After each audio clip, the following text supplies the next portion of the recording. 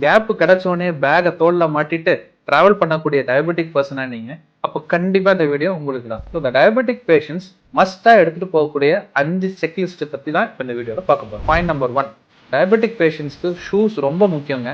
So அந்த ஷூவும் அந்த ஸ்வெட்டை observe பண்ணக்கூடிய ஒரு நல்ல சாக்ஸும் வெரி வெரி எசென்ஷியல்.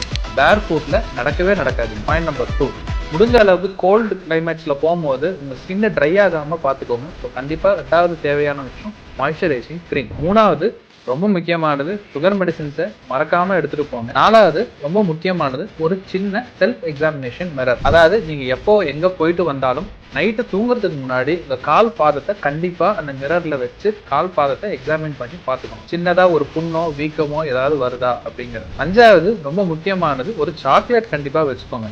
அதாவது நம்ம டிராவல்ல கரெக்டான டயட் எடுத்துக்க முடியாம கூட போகலாம். அப்போ நம்ம சுகர் லோ ஆகலாம். அப்போ இந்த சாக்லேட் உங்களுக்கு கண்டிப்பா யூஸ்ஃபுல்லா இருக்கும். ஸோ அடிக்கடி டிராவல் பண்ணக்கூடிய உங்களோட டயபெட்டிக் ஃப்ரெண்ட்ஸுக்கு மறக்காம இந்த வீடியோ ஷேர் பண்ணுங்க.